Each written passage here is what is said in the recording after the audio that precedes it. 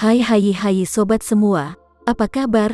Sehat kan? Semoga kalian semua sehat selalu, bahagia selalu, banyak rezeki dan banyak kota, agar kalian bisa menonton video-video OKBIS lainnya. Bagi teman-teman yang suka membaca, aktifkan saja translate versi Indonesia di pengaturannya.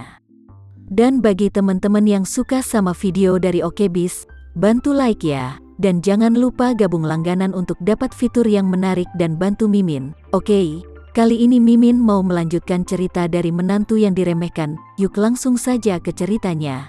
Cekidot. Jika anak itu bisa diselamatkan, aku akan memberimu 20 juta lagi. Tapi jika tidak bisa diselamatkan, aku akan menebus itu 150 juta. Dan memberimu 1 tahun cuti berbayar. Dan istirahatlah dengan baik, dan supaya kamu bisa cepat hamil lagi. Ketika Devano berkata demikian, semua orang langsung lega. Mereka juga khawatir Tuan Devano akan menuruti permintaan Nona Cynthia dan menghukum mereka dengan berat. Bagi mereka, sangat jarang ada bos seperti Devano mau peduli dengan bawahan seperti mereka. Melihat ketiga wanita itu menangis dan berterima kasih padanya, Devano tidak tega melihatnya. Jadi dia memanggil tim keamanan untuk membawa mereka ke rumah sakit. Setelah mereka bertiga dikirim ke rumah sakit, dia menghela nafas lega di kantor sendirian.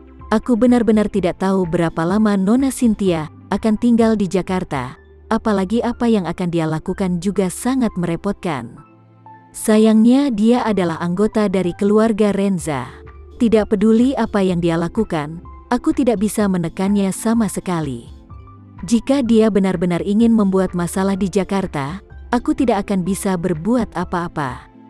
Aku hanya bisa berharap dia segera kembali.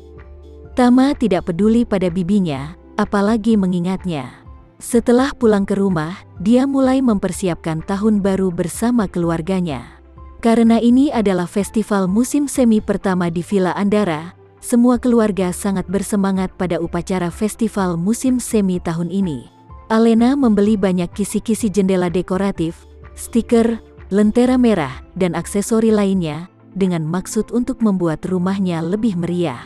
Meskipun Rika pemalas, tapi dia memiliki gengsi yang kuat. Dia juga ingin mendesain rumahnya sesegera mungkin, dan kemudian mengambil lebih banyak foto untuk dipamerkan kepada teman-temannya, jadi dia sibuk dengan membantu Alena. Setelah Tama kembali, dia bergabung dengan mereka. Alena mengeluarkan sekumpulan lentera merah yang dibuat dengan indah dari karton besar yang dia beli secara online, dan berkata kepada Rika, "Bu, aku ingin mendekorasi teras lantai 3 dan 2. Gantung ini di pagar teras. Pasang lenteranya dan nyalakan setelah gelap, pasti sangat bagus."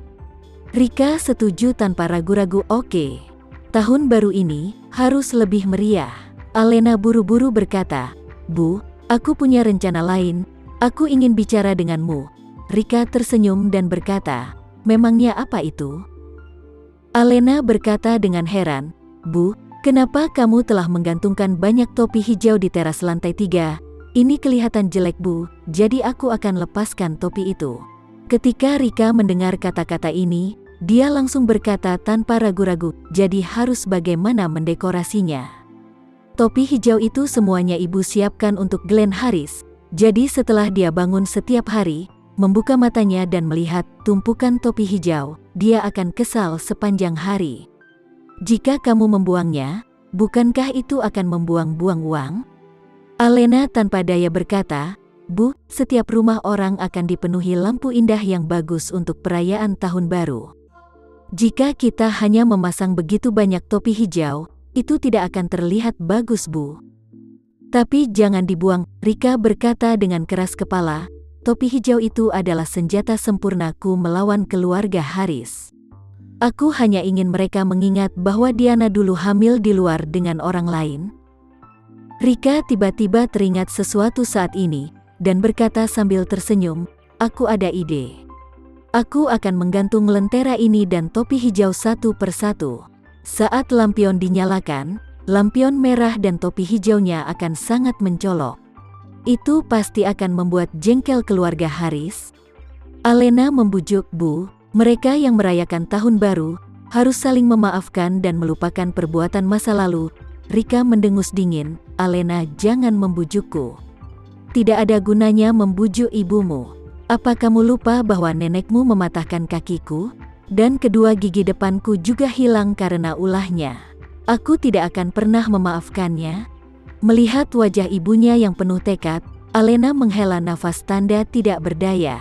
Sepertinya tidak ada lagi kesempatan untuk membujuk ibu untuk berubah pikiran. Pada saat ini, Rika memegang seikat lentera merah sendirian, dan berjalan menuju lift, dan berkata sambil berjalan, "Aku akan menggantung lampion ini dengan seikat topi hijau." Setelah setengah jam, di bawah perintah Nyonya Haris, keluarga Haris saat ini menyalakan lampu di villa mereka, jadi terlihat begitu meriah. Keluarga Haris tidak seperti dulu lagi. Grup Haris sebelumnya telah menerima investasi Edi Wibowo, dan setelah melunasi semua hutangnya, ada proyek kecil lain yang diberikan oleh Edi Wibowo. Dan sekarang mereka telah menghasilkan keuntungan. Nyonya Haris juga mendapatkan kembali villa, barang antik dan kaligrafi serta lukisan yang telah disita oleh bank sebelumnya. Karena Edi Wibowo berjanji untuk meminjamkan villa mewah kelas 1 Andara kepada keluarga mereka selama 10 tahun, Nyonya Haris mengambil inisiatif untuk menyewakan villa tua itu agar bisa mendapatkan uang sewa. Perusahaan telah cukup berkembang, dan semua aset sebelumnya telah kembali ke tangannya sendiri. Nyonya Haris saat ini sangat gembira. Keluarga Glenn tahu bahwa kehidupan bahagia di masa depan hampir sepenuhnya bergantung pada Nyonya tua Haris, jadi mereka selalu memperlakukannya sebagai ratu janda kembang tua. Glenn juga bangga baru-baru ini. Grup Haris telah hidup kembali. Dia, Arkan dan Vivian berada di posisi penting di Haris Group.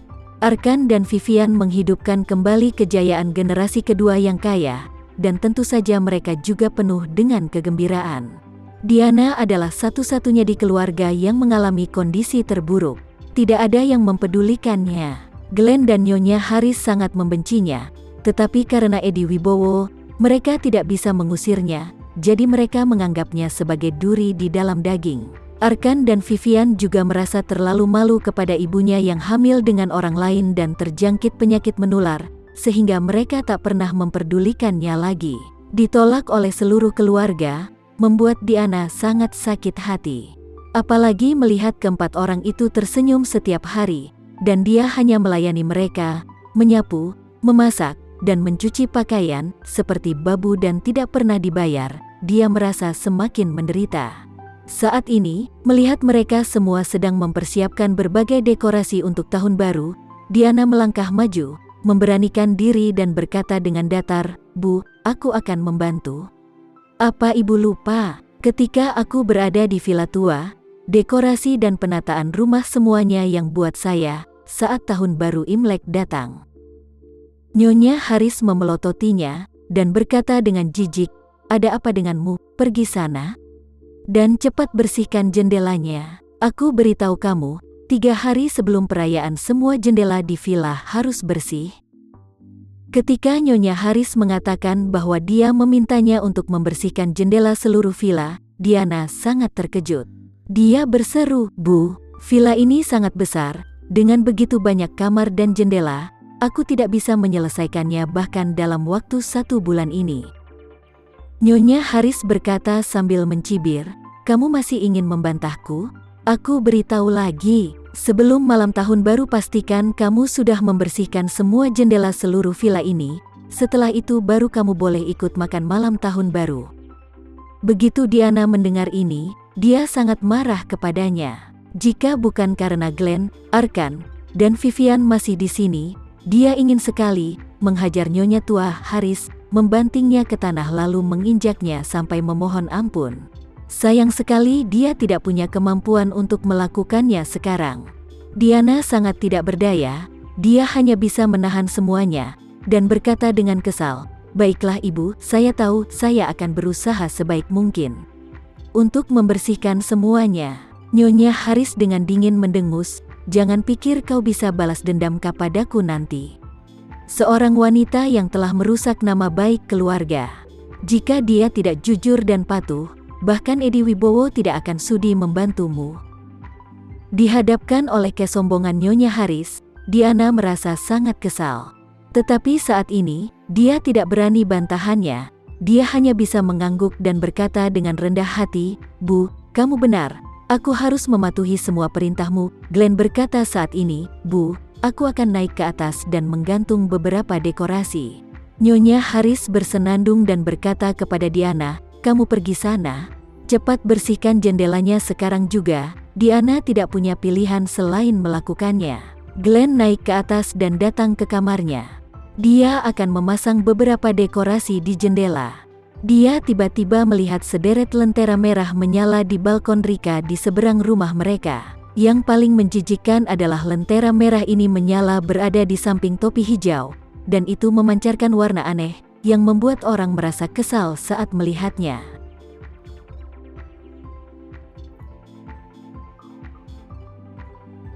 Sekian dulu ya cerita kali ini. Kita lanjutkan ceritanya nanti ya. Terima kasih sudah menonton video dari Okebis. Semoga video ini bisa menghibur kalian semua.